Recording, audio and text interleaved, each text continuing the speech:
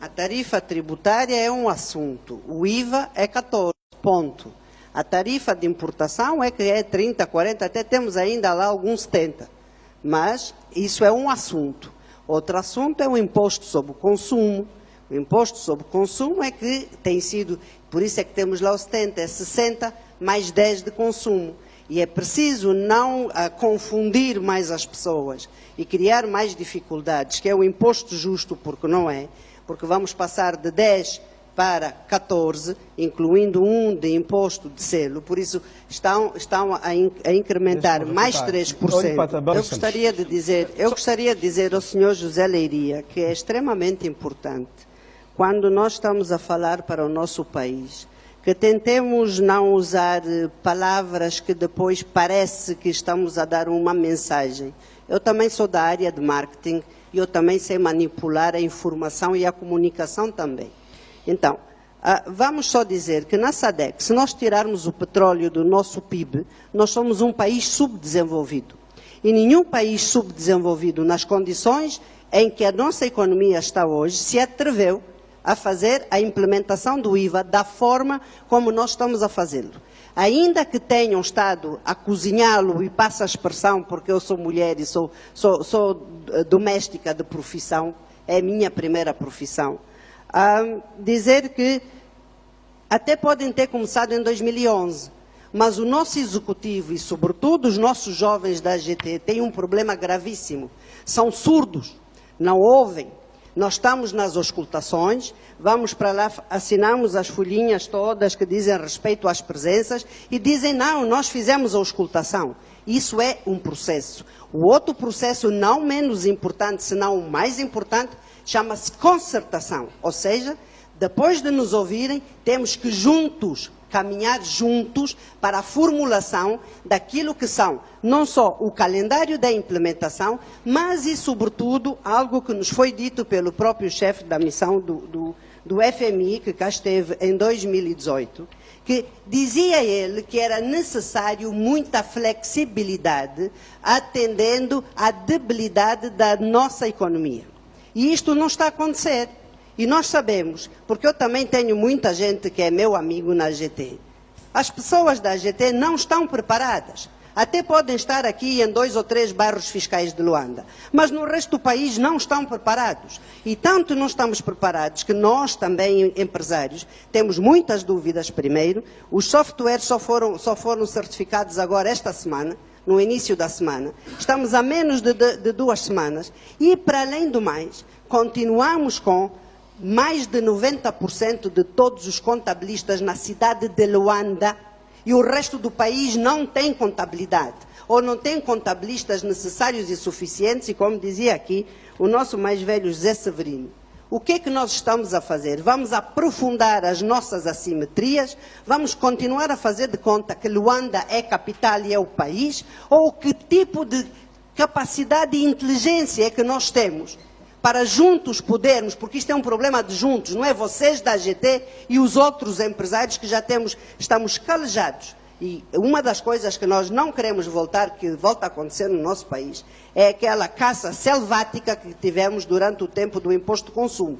Foi uma caça selvática que levou centenas, milhares de micro, pequenas e médias empresas à falência e ninguém foi responsabilizado, nem tampouco a AGT assume a responsabilidade de não ter tido sequer os seus próprios funcionários devidamente treinados sobre o assunto. Eu gostaria de fazer algumas considerações.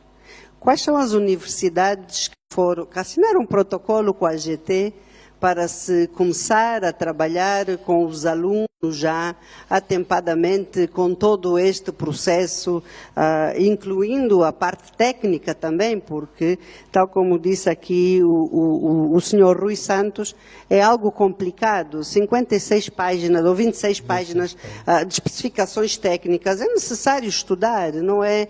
E não vamos poder continuar a dizer que vamos usar sempre gente de fora para vir para aqui, a não ser que seja essa a estratégia da AGT, mas espero bem que não é? Bem, nesta altura do campeonato, espero bem que não. Por outro lado, é muito importante que quando se estuda os outros países, incluindo Moçambique, que foi dos primeiros países a implementar o IVA. Se formos a ver a sua carga fiscal no imposto industrial, eles têm tabelas diferentes para as micro, pequenas e médias empresas, que são, na realidade, a maior parte do tecido empresarial de um país, e Angola não é diferente. Nós aqui temos por tabela 30%.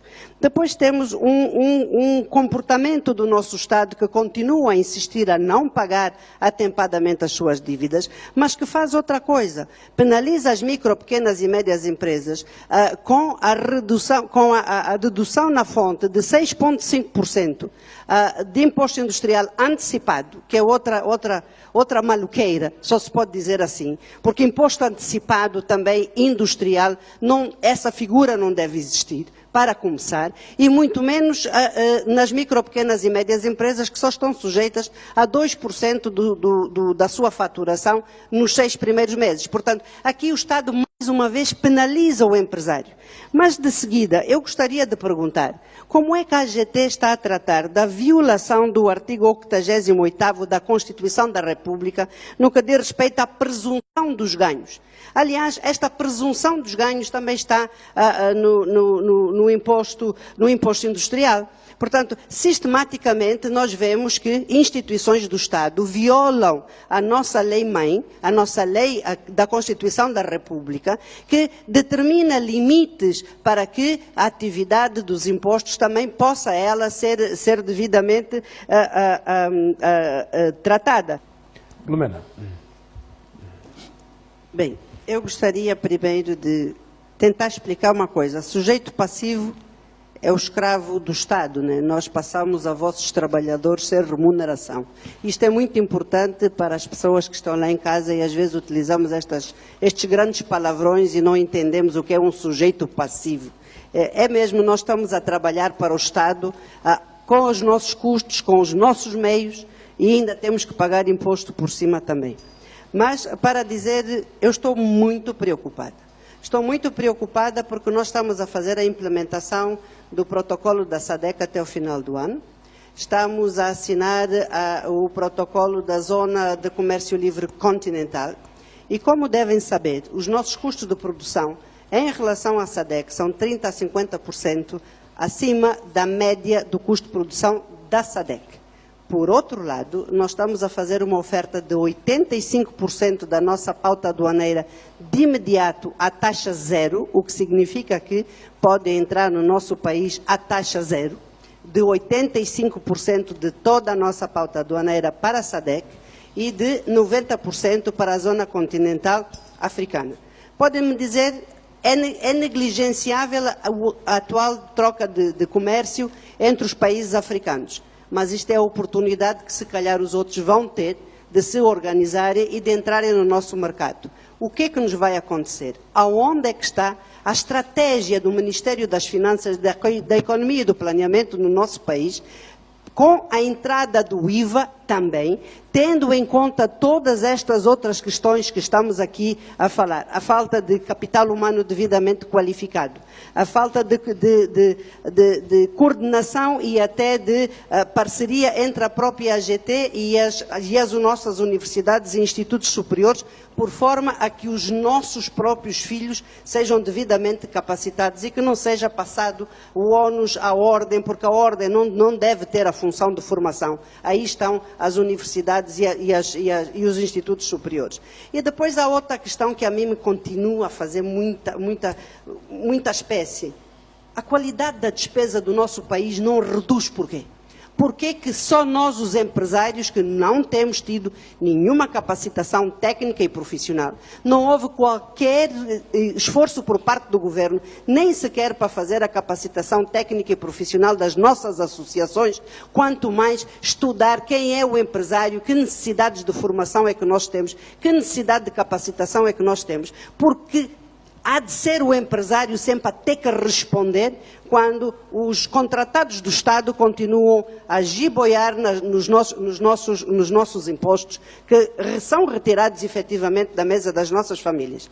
Continuamos a fazer de conta que estamos num país das maravilhas, quando não estamos. Eu tenho que pedir aos técnicos da AGT que tiveram o privilégio de ir à universidade, que sintam algum patriotismo, que vamos conhecer o país em conjunto. Nós temos associações em todo o país. Convidamos-vos a vir sentar conosco nos mais recônditos do nosso país, locais do nosso país, para perceberem, compreender e entenderem a realidade da economia real do país, que não é esta que se discute a nível dos nossos ministérios. Porque, de outra forma, sem essa falta de humildade e de sensatez, aquilo que nós vamos fazer é errar de novo.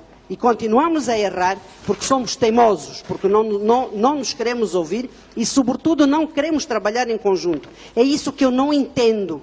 Essa aversão a que a AGT tem, e de uma forma geral os ministérios têm, de trabalhar e afincadamente com as nossas associações, por forma a chegarmos a soluções sustentáveis. E aqui vou ter que acabar por dizer que, da mesma forma que eu disse da outra vez em relação ao imposto de consumo, que vamos estar outra vez numa situação entre o Barcelona e o Desportivo da Huila, se calhar desta forma, desta vez vou dizer o Liverpool e o Desportivo da Huila, onde os bandeirinhas e o próprio árbitro pertencem à AGT, porque não nos querem ouvir. Quanto ao jornal e ao WhatsApp, eu gostaria de dizer que o Jornal de Angola é o que de maior tiragem tem. Chega, às vezes, às capitais das províncias, às vezes, quando não chega lá quase 1 ou 2 semanas depois, o WhatsApp é só mesmo onde nós temos 3G com sorte. Por isso, nós temos que estudar as condições do ambiente em que nós estamos a fazer esta implementação, não só de Luanda, mas de todo o país. Se é que, na realidade, nós queremos entrar num campeonato para ganharmos, para termos sucesso. Porque se não tivermos esta flexibilidade de treinarmos, de fazermos jogos amistosos, de termos a capacidade de ir ajustar, estamos em vista de um novo desastre e eu, francamente, acho que seria muito mau para Angola que, de uma vez por todas, os nossos mais novos, os nossos mais velhos não fossem capazes de se sentar e de resolver país. Okay. Os empresários têm um ponto de saturação. Nós não somos escravos de ninguém e nós temos estado a trabalhar sozinhos, com cargas extremamente duras, não só de impostos, mas também de um ambiente de negócio terrível que decorre da ineficácia do próprio aparelho de Estado. É o próprio aparelho de Estado que contribui com a sua incompetência para que nós estejamos tão mal classificados no índice do Doing Business. Por isso, se nós não somos capazes de olhar para estas questões e de definir uma estratégia concreta, é que o Plano Nacional de Desenvolvimento não é uma estratégia, é um plano. Agora, nós precisamos de ver quem é que somos do momento, aonde é que nós queremos ir, que impactos é que a implementação do protocolo da SADC vai ter, que impacto é que o protocolo da Zona de Comércio Livre Continental vai ter, quais são, de facto, os indicadores que nós temos das nossas empresas que estão aí. Nós não queremos ver. E só depois é que nós estamos em condições de perceber qual será o impacto desta mesma aplicação na forma. E é aqui que nós estamos a reclamar. É a forma e o tempo. Nós estamos aí contra o IVA.